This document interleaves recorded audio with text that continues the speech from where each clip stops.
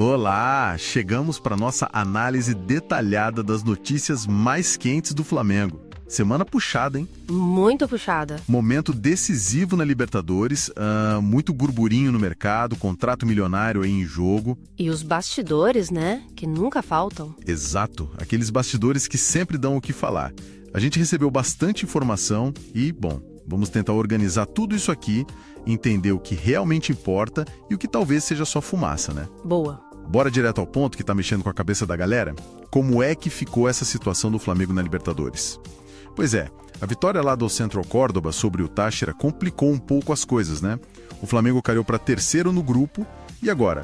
Qual que é a conta para passar de fase? Exatamente. A situação, assim, exige foco total agora. O Flamengo tá com 5 pontos, o Córdoba já foi para 11. A matemática é simples, na verdade, tem que vencer os 2 jogos que faltam. Contra a LDU e Táchira, certo? Isso, contra a LDU e Táchira, para chegar nos mesmos 11 pontos. Mas só vencer basta? Ou tem algum detalhe a mais aí? Tem um detalhe crucial. Contra a LDU não é só ganhar. Tem que ser por 2 ou mais gols de diferença. Ah, por causa do confronto direto. Exatamente. Se os 2 terminarem empatados em pontos, o critério é o confronto direto. E essa vantagem no saldo de gols contra eles colocaria o Flamengo na frente, sabe? Entendi. Então, vencendo os 2 jogos e esse contra a LDU por 2 gols de diferença, o Flamengo se garante. Garante, digamos assim, botar pressão total na LDU. Porque na última rodada eles pegam o Córdoba lá na altitude, em casa. Aí tem cenário. Se a LDU ganhar do Córdoba, aí a decisão vai pro saldo de gol geral. O Flamengo pode até classificar em primeiro, dependendo dos resultados. E se der empate lá? Se der empate entre LDU e Córdoba, aí o Córdoba passa em primeiro. E o Flamengo fazendo a parte dele direitinho, né, vencendo os 2 jogos com essa diferença contra a LDU, passa em segundo. Nossa, que tensão. É uma tensão que, sinceramente, não se esperava para essa fase de grupos, né? Com certeza não. Falando em tensão e em coisas grandes, surgiu uma notícia bem forte aí envolvendo o lateral Wesley e o Manchester City, é isso mesmo? Pois é. O jornalista Santi Awana parece que até cravou que o jogador já teria dado um ok e os valores falam em 40 milhões de euros, é isso? Isso mesmo, essa notícia ganhou bastante tração. O Wesley seria um alvo importante para o City, segundo essas informações. E o Flamengo tem 90% dos direitos dele, né? Nossa, 90%. Então, uma venda nesses valores seria, nossa, gigantesca financeiramente. Se a gente converter isso hoje, tá falando de mais de 250 milhões de reais. Caramba, 250 milhões. Isso muda completamente o patamar financeiro para a janela de transferências, né? Mesmo que precise, claro, buscar alguém para o lugar dele depois. Sem dúvida alguma. Colocaria essa venda entre as maiores da história do clube fácil. O Flamengo deve tentar negociar para chegar mais perto dos 45 milhões de euros brutos, sabe? Para garantir ali uns 40, 41 milhões de líquidos. Entendi. Mas aí, claro, vem sempre o contraponto, o impacto técnico, a saída de um titular. É sempre essa balança, né? Oportunidade financeira de um lado, necessidade esportiva do outro. E por falar em dinheiro, em contratos gigantes, tem uma informação sobre a Adidas e o Corinthians que, curiosamente, pode acabar sendo ótima para o Flamengo. Como assim? Aqui a coisa fica bem interessante. Fica mesmo, é que existe uma cláusula-chave assim, no contrato do Flamengo com a Adidas. Ela basicamente diz que se a Adidas fechar um acordo de fornecimento com outro clube brasileiro por um valor maior do que o do Flamengo, ela é obrigada a cobrir essa oferta para o Flamengo também. Peraí, deixa eu ver se entendi. Se o Corinthians fechar por mais grana, o Flamengo automaticamente ganha um aumento, é isso? Exatamente isso. O contrato atual do Flamengo é de uns 70 milhões de reais fixos por ano, né?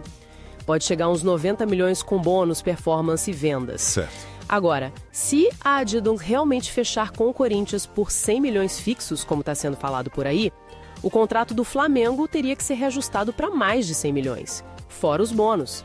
É uma proteção contratual muito, muito significativa que o Flamengo tem. Que cláusula, hein? Impressionante. E as fontes que a gente recebeu também mencionam umas críticas à Adidas sobre a distribuição de material, não é isso? Sim, é verdade. Há relatos de que a Adidas estaria, priorizando as lojas próprias dela, sabe? Em vez das lojas licenciadas pelo Flamengo na hora de distribuir os produtos. Complicado isso. E isso tudo num contexto em que o Flamengo lidera com folga a média de público no Brasileirão, mais de 52 mil pagantes por jogo. O Corinthians, por exemplo, tem 43 mil. São números que, claro, reforçam a posição do Flamengo nessa conversa contratual, né? Faz todo sentido. Bom, saindo um pouco das grandes cifras e indo para o dia a dia do clube, a gente teve outras novidades importantes nos bastidores, certo? Rodrigo Caio chegando para a comissão, boletim médico, situação do técnico adversário e até um dado sobre ingresso. Isso, um resuminho rápido do que rolou internamente. A chegada do Rodrigo Caio para compor a comissão técnica foi um consenso, pelo que apuramos. Agrega muito a experiência de quem viveu o clube intensamente lá dentro, né? Com certeza. E o departamento médico? Novidades. Sim, o Dr. Fernando Sassag informou que a lesão do Alan é leve, no bíceps femoral, aquele músculo de trás da coxa, parecido com o que o pulgar teve um tempo atrás. A expectativa de volta é de 2 a 3 semanas, talvez até menos. E o Plata, como ele tá? O Plata fez um exame de imagem e confirmou edema ósseo. É uma lesão um pouco mais chatinha, sabe? Ele tá fora contra LDU e Botafogo, já confirmado. A abordagem agora vai ser mais cautelosa para garantir que ele recupere totalmente. O Dr. Sassa que está acompanhando ele diariamente. Entendi. Que mais? Afora isso, o Abel Ferreira, técnico do Palmeiras, está suspenso para o jogo contra o Flamengo. Tomou o 3º amarelo e foi expulso. Menos uma dor de cabeça, talvez. Pode ser. E tem a questão do ingresso que você mencionou. O que teve com o ingresso? Fiquei curioso. Foi um dado bem interessante do jogo contra o Bahia. Com os ingressos mais baratos, começando ali em R$30 a meia, o clube teve o 2º maior lucro do ano, coisa de 2,6 milhões de reais. Sério? Só perdeu para qual jogo? Só perdeu para o jogo contra o Corinthians, que rendeu 2,8 milhões. A leitura que a fonte faz é clara. Ingresso mais acessível, atrai mais gente, enche o estágio e, no fim das contas, pode até gerar mais receita líquida. Interessante essa lógica. E para fechar essa parte, o clube contratou o Dr. Vitor Pereira, um ortopedista que é especialista em joelho. Mais um reforço para o DM. Muita movimentação mesmo. E como não podia faltar em semana decisiva, né? Apareceram aqueles boatos de parar o trânsito. Neymar no Flamengo para o Mundial. É isso mesmo? E o Felipe Luiz sendo pressionado para ser auxiliar do Jorge Jesus. Ok, vamos tentar desvendar isso aí. Pois é, esses causaram um barulho danado, né? Mas assim, as fontes que a gente consultou pintam um quadro bem diferente mesmo. Conta mais. Sobre o Neymar, a origem disso parece ser bem antiga. Um interesse de um patrocinador que foi avaliado lá em janeiro, mas descartado pelo clube na época. Fontes da diretoria foram taxativas, sabe? A chance dele vir agora, zero. Zero. Citam as lesões recentes dele, questões fora de campo também. Talvez esse boato tenha voltado a circular por causa da situação incerta dele lá no Santos, mas pro Flamengo hoje, chance zero. Entendi. E a história do Felipe Luiz com o Jorge Jesus? O que disseram sobre isso? Essa foi classificada pela nossa fonte como história sem cabimento nenhum. Parece que gerou até uma certa irritação interna, sabe? Tanto na comissão técnica quanto na diretoria. Imagino. Reforçaram que a chegada do Rodrigo Caio foi totalmente consensual, com o aval do próprio Felipe Luiz, inclusive.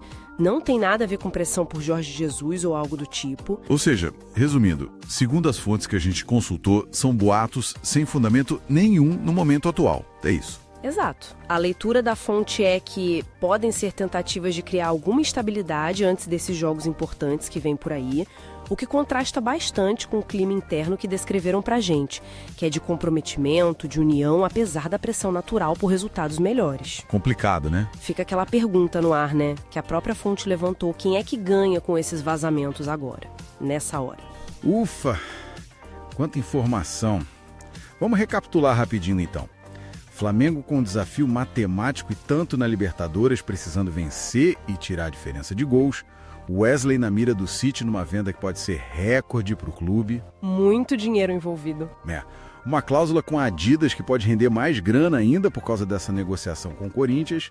Novidades internas importantes com a chegada do Rodrigo Caio, as lesões de Alan e Plata e aquele dado interessante do ingresso mais barato dando resultado financeiro. Mostrando que nem sempre o mais caro é o que dará mais lucro. Exato.